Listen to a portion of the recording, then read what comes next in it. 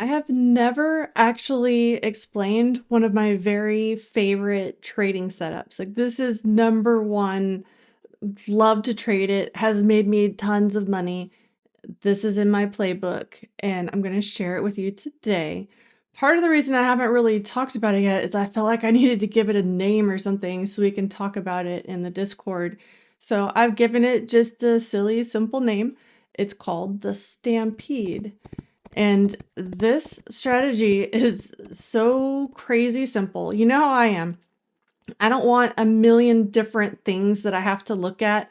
I think that's a problem with a lot of the strategies is we end up in analysis paralysis where we're not able to take the trade, or we're seeing a billion trades and we're taking absolute crap all day. And for me, I'm always thinking quality over quantity. I would rather take fewer trades that make a lot more money than trying to be engaged with the market more. The whole reason that I came to trading in the first place is because I wanted to spend less time making more money. So I have more time to go do whatever it is that I want. And that's exactly what this strategy helps me do. So shh, don't tell anyone. So we're going to call it the Stampede. And this is so simple. You're going to be so annoyed with how simple this is. But there is one thing. We're going to start with higher time frame charts. Bear with me. But the reason that we're looking at the higher time frame charts is we need to be able to see where the larger institutions are engaging with the market, because we don't want to be going against them. We want to go with the flow of the market. There's all of this conspiracies about, the market makers are hunting my stops and really, we just need to stay out of the way of the guys with the bigger orders. And as long as we're not being completely stupid, we should be able to come out all right. So this strategy is so simple. The ability to make money with it is really going to come down to your money management. And so you'll have to work on that. But that's a more important skill to be working on than trying to understand candles, in my opinion. So, all right, let's go. Here's the 1 hour chart. And the reason that I'm looking at this is because when we're really zoomed out, we can see where the big orders are being placed, because the market will stop when it gets to those areas over and over and over again. I have a whole video about how I find these levels, and it's more in depth than I'm going to go right now. So go watch that if you're interested. But I've just taken the most obvious levels on the higher time frame chart just off the hourly today. I do like to go into some of the other higher time frames as well, but we're just looking at the hourly today. So this is the hourly S&P 500 chart, the ES futures. It's an hourly. So what we're doing is we've identified the key levels. These are just price levels, horizontal levels on the chart where we're looking to engage with the market. And you'll hear traders say that I'm going to wait for the market to come to me. That's how I trade. And that's really the quality over quantity mentality that I'm trying to get into your heads right now. But what that means is that we're waiting for the market to come to the price levels that interest us. And those are the major levels of support and resistance on the higher time frame charts, because that's where we can see where the larger orders are being placed, the ones that, we want to be going with the flow of. So that means that until the price gets to a price level, we don't have to be interested in it. And don't worry, we are going to go into the lower time frame charts. We're day traders. I get it. But I just want to start on the hourly so you can see how easy it is to kind of quickly identify these levels. And that's the first thing that you're looking for. Then the second thing we're really just looking for 3 things for this Stampede trade.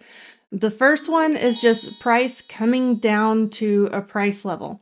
And the second thing we're looking for is a trend line leading into that price level. So we can see one really clearly right here. There's a price trend line. So we've got our horizontal price lines, and then we've got our diagonal trend lines. So what happens when you have a strong trend line, and this one's been running for a while, so this is going to be a strong one. It's on an hourly chart, and the higher the time frame, the stronger the structure break, that sort of thing. So we're looking at an hourly chart right now. We are going to move down. Give me just a second. But this is an hourly trend line and an hourly price level that are meeting right here. So step 2 of the Stampede setup is just finding that trend line that runs into a price line. And then we're going to look for price to consolidate between them. So we have price consolidating between the horizontal price line and the diagonal trend line. So lots of guys are going to call these pennants and all sorts of other things. But what this is a trend and a consolidation pattern. So when we have a trend and it becomes consolidation, then we can look for a break in the trend. And because we're at a really important area in the market, it's going to be pretty strong. So then what we look for is a break. And you can get it really, really close. I'm usually looking for it to be a pretty obvious break. So we might be up here. That's around 62.80 on the ES. I'm looking at Sunday, August 25th right now. So we're going to zoom in on this. I just want to show you what this kind of looks like on the 1 hour chart. So when traders say that they're looking at higher time frames and then they go into a lower time frame to find an entry, I'm going to show you this is exactly what that is. So I actually always have the hourly chart open. It gives me a really good perspective on the market. When we're zoomed in on the, the smaller like 2 minute, 5 minute, even the 15-minute candles, sometimes we can end up just too zoomed in and kind of lose perspective. So I always have this hourly chart open, but let's go down to the 5 minute. Okay, so here is the very same ES S&P 500 futures chart with that horizontal level and the diagonal trend line that we found on the hourly chart. And here's that entry I marked around 62.80 on that hourly chart. So if we're watching that structure on the hourly chart and we come down into a 5 minute chart and see that same trend line being respected on this time frame, we can kind of see that break earlier. So this is what we're talking about when we're talking about getting a better entry. It's not that it's like easier to like get, if you're right clicking your order onto the chart or in the DOM or something like that, it's not that you're going to see that better. It's that you can actually see the structure break a little bit faster when you move down into a lower time frame chart. So a lower time frame chart is going to have faster, more frequent signals, but then it's going to give more false signals as well. So when you pair this 5 minute chart with the hourly chart, that's when we can come in and kind of get this entry lower here.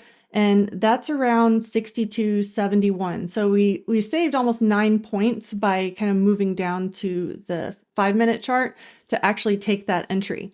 So step one was to identify this horizontal line, step one of the Stampede.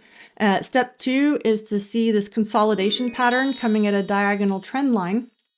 And so step three is going to make sure that we can do our money management, that the trade makes sense. We're going to look for meat on the bone. So we've taken our entry on the 5 minute chart here. I'll put this guy up here for you. And we want to make sure that our stop is in a place where it's out of the way and it's the least likely to get hit, but can also give the trade the most amount of room to work. And for me, that's usually just below a level or just below a recent swing low. So this would be the more aggressive stop right at the level, and the more relaxed stop would be down here. Now there's a few ways that you can look at this. The way that I like to do it is I want to target all the way up to this level. I am probably going to take partials if it's a big range like this. In this case, it's 47.75 ES futures points. That's a lot. So I'm probably going to be looking for partials on this sort of trade. Let's zoom out and we can look at how it did. But step three is going to be making sure that your risk to reward works here. And right now, the risk to reward ratio, even using this more generous stop back here, is at 2.39, so basically 2.4. But then if we let this trade play out, in this case, this is a good example. It never really even went into drawdown very much. But the reason that this trade was more likely to work is because we identified it and saw it on the hourly chart. So it's going to be a stronger structure and a stronger break, and it's more likely to have a bigger move as a result of that. But that doesn't mean that we can't find plenty of these on this lower time frame chart. So let's just go trolling around for some. So here, I want to use this one as an example real quick. This is a really important point. So between these, I'm going to take these off real quick. Okay, between these two price levels that we've identified on the higher time frame chart, we have basically the open. We're not getting a good stampede setup because we don't have that diagonal trend line. The open puts you right in the middle of the two price levels. So what do? You wait.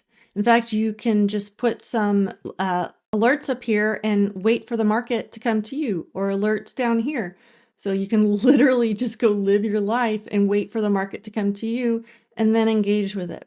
But we're really looking for a strong structure. So we do have a little bit of structure here. I'm getting rid of this line because it wasn't supposed to be there. It was confusing me earlier too. It was probably from a different lesson. But we can look, and we do have a bit of a trend line coming up into this level here. Do you see how it's harder to find the trend and it's harder to draw it on here?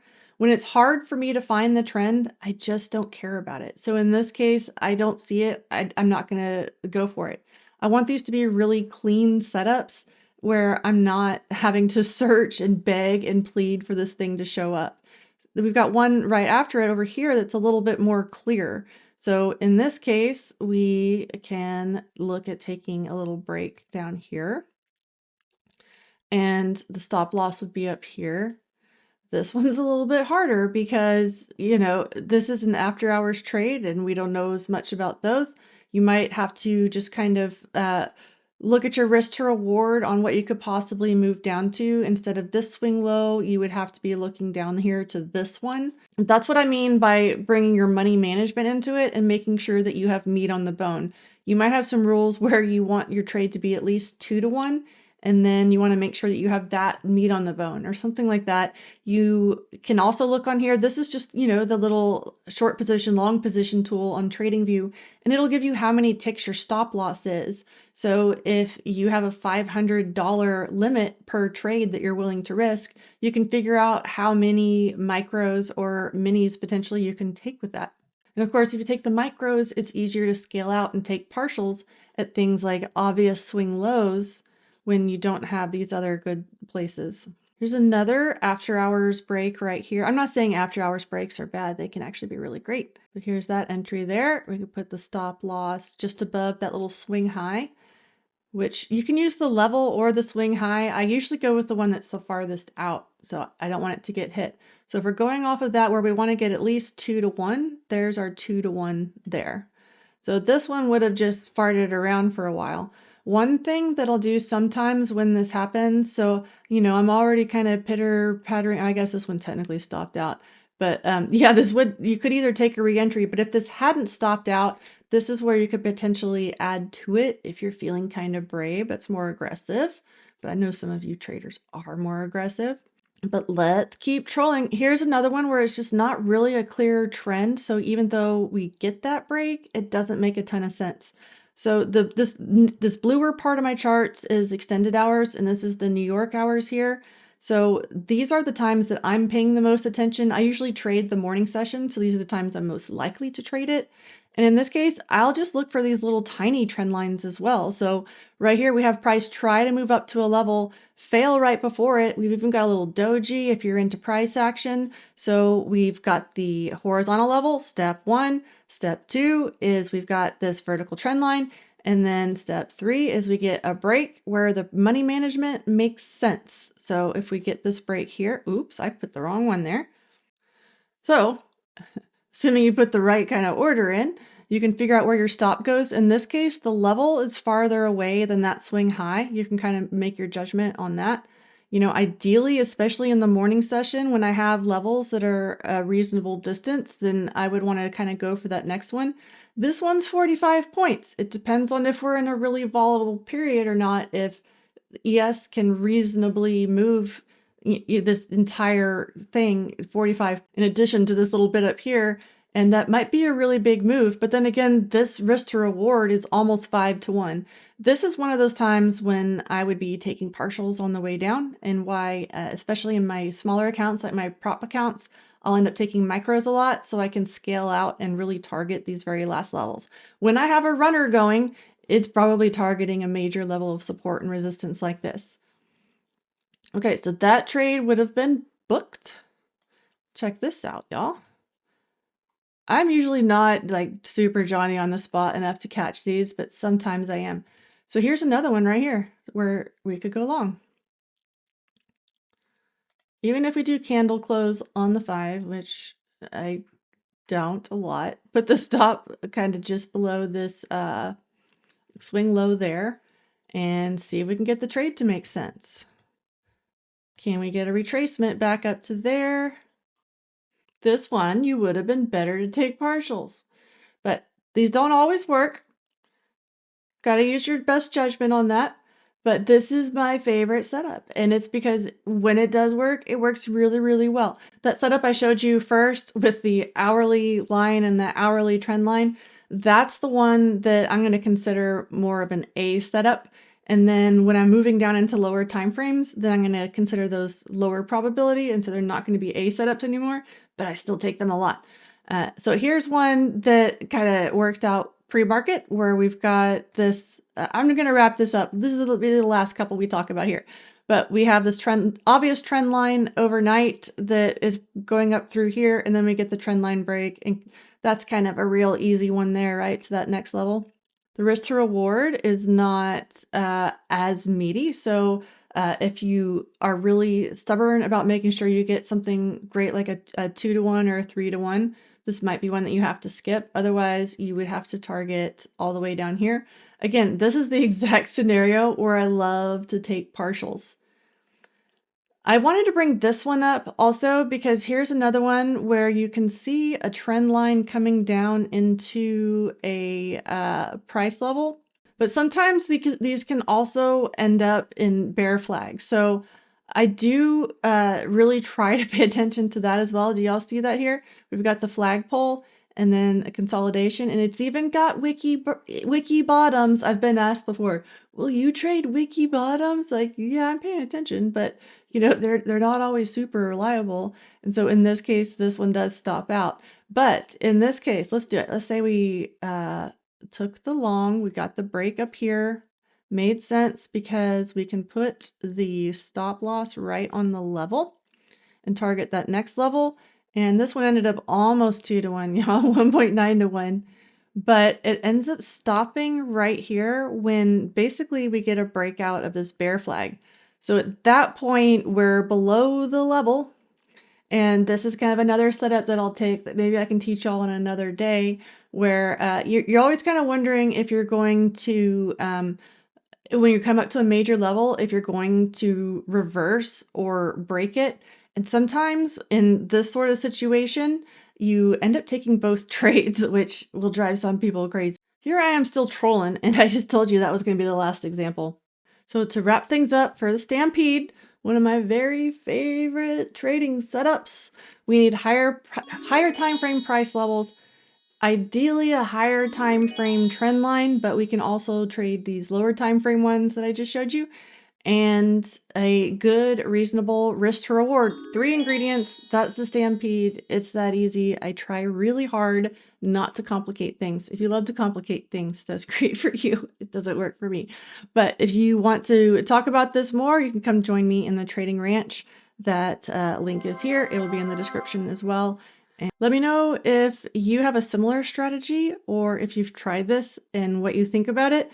And let's talk some more about it, either here or turn on notifications because I do go live from time to time. And of course, if you're looking for funding and a great place to try some of these strategies out, I have some great offers and discounts on prop firms that I have actually vetted and used myself in the description.